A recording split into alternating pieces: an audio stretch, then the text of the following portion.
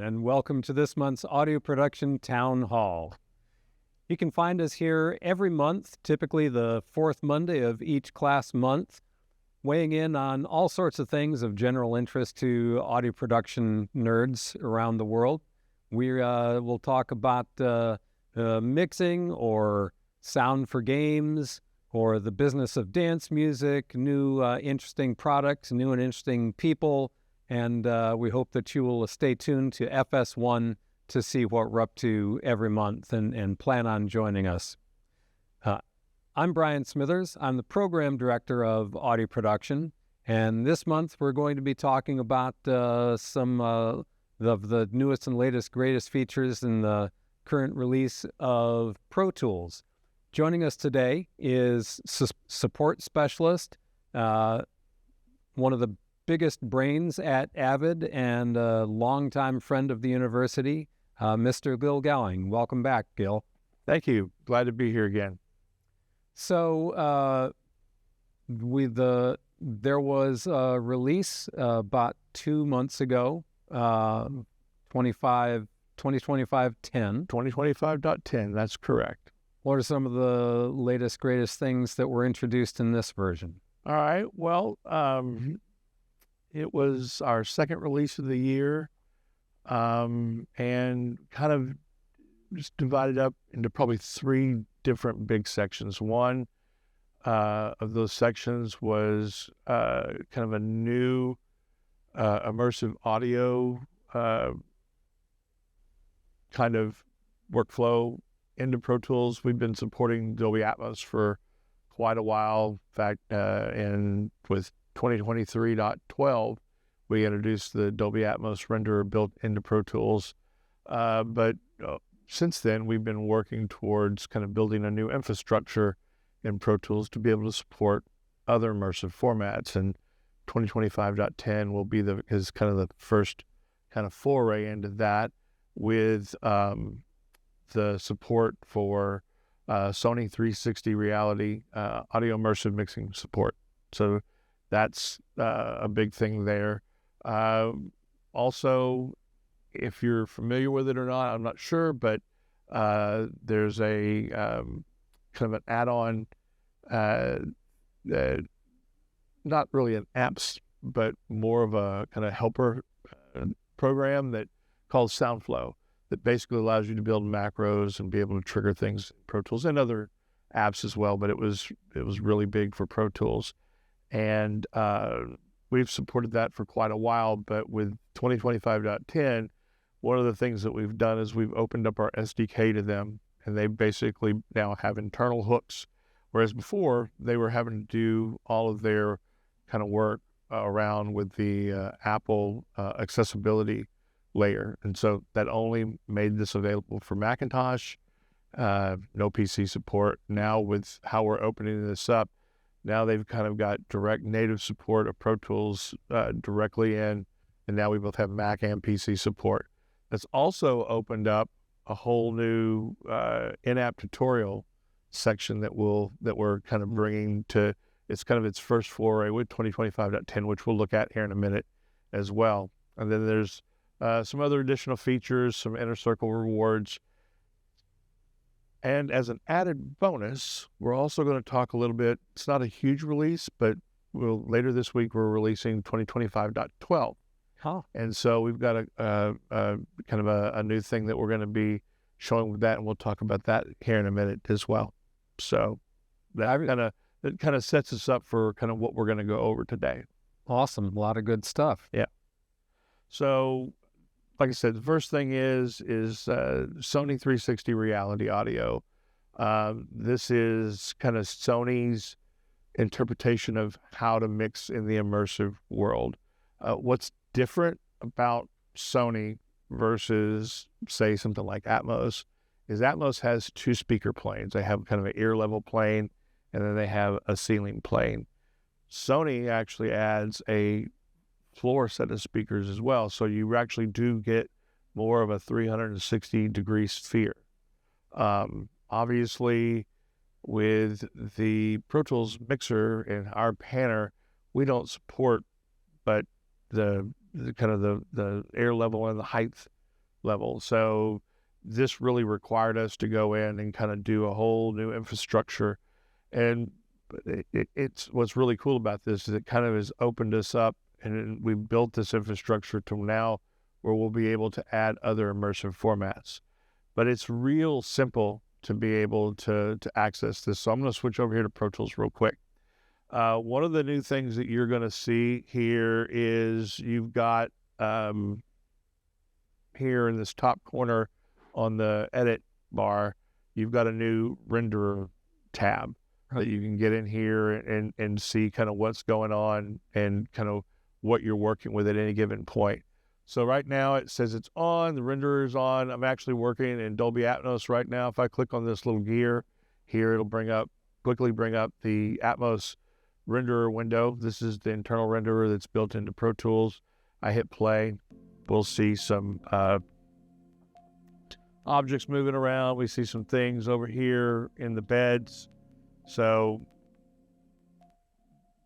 just this is how Atmos has worked pretty much for quite a while.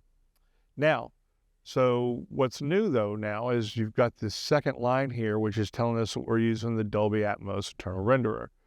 Normally, to switch between the internal renderer and the external renderer, we had to either go into the renderer window or into the I/O setup to be able to switch back and forth between those two things. Right. Now you can just click on this little reveal triangle and it basically gives you a menu of things. And so if we look here now, you've now got the Sony 360 RA Watt Mix renderer, which is the Sony renderer. Also, you're seeing the Audio Vivid renderer, which is what will be new coming this week in 2025.12. We'll talk a little bit more about that here in a second, but obviously with the Dolby renderer, if we kind of open up one of my folders here and we open up one of these object tracks, you'll see that, this is our typical Pro Tools panner for Atmos. It's got, your kind of cube square that you can do from the floor level to the ceiling, height controls, all your panning and stuff. Obviously, Sony does not work this way at all. So, but we've basically done behind the scenes being able to make this where we can switch to this separate renderer. And it basically takes all the information, all of your automation that you're working in Atmos, basically will freeze that in time in the session, and then it will convert it over to the 360 RA format for you. So all I have to do is come over here and click, select, and it brings up this little window the first time you do this. It's basically, all right, so what's your monitoring environment? So it knows how to bring it over into the Sony monitoring environment for you. I was doing this in 714, so that's what we were going to be working in. We hit OK, and right now it's going through and it's updating all of the automation and the panner information. And now, if we click on the renderer, now you see we've got the 360 RA in place. Right now, since we're working with a stereo interface, it's basically only 2-channel stereo, but if we were back in a studio that had multiple channels out for your monitoring, you'd see this where it's the little speaker icon over here that if you click on the headphones, it basically will switch it back out, and now you're working in their headphone binaural world. Right. We can switch back and forth with that. Now, when it comes to the panner, you come over here and you click on the little fader icon on a track or in the mixer window. Instead of it bringing up our pan window, now it brings up an actual walked mix panner, the 360 RA panner that's in a sphere. So you actually see the listener perspective, and then you see a top-down perspective over here that can be switched to a number of different views. All right. Yep. Now, if I come over here, let's open that renderer back up again and hit play. You'll see that, so 360 doesn't have what in the Dolby world is the bed, where it's the 7x2 kind of basic bus into the world, and then everything else is an object. In the 360 world, everything is an object. Right. Now, obviously, this is only available for Pro Tools Studio or Pro Tools Ultimate because those are the only ones that support surround or immersive mixing. Right. With your if you're a current subscriber or you have a current support plan for Pro Tools and you have access to 25.10, you'll get a kind of a light version of 360, which gives you access to 10 objects. So you kind of get a little bit of a taste. Right. If you want the full 128 360 objects, then you would need to purchase their package. The good thing is it's the same installer. So once you install this with your Pro Tools system, then you go and you just log into your account once you've purchased the upper package, and it will turn everything on for you without having to reinstall anything. So it's a real simple, easy way to be able to do things. So, the big thing for Sony 360 is this is really big over in Japan, especially for the music market. Over there with the Sony Music label. They're trying to, from their label's point of view, this is the how they want to deliver, and being able to do it natively now inside of Pro Tools versus having to use a plugin, which is what people have had to do before. It was a lot more difficult to try to kind of wrangle that back and forth before. It's definitely a lot easier now.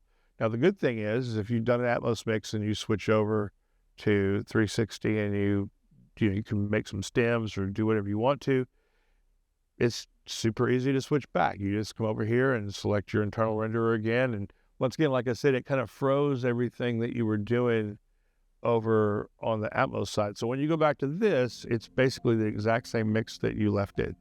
If you did do some changes, it will try to bring those back across.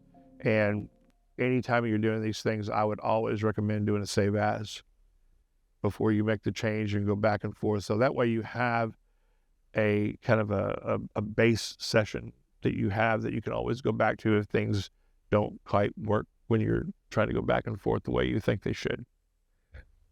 Well, Gil, thank you so much for joining us again, talking us through this. It's always a pleasure to have you here with us, and we always learn a lot. So we thank you all for joining us today for this month's Audio Production Town Hall. I hope your December month is wrapping up nicely and you're ready for some rest and or excitement over the winter break. We want to thank the live event production students in the audiovisual technologies class for doing such a bang-up job helping us produce this as they do every month. And thanks again to their course director, John Cost. It's been a pleasure working with you all. And we hope you'll look forward to seeing us back here fourth Monday of every month in the new year. Thanks very much, everybody. Thank you.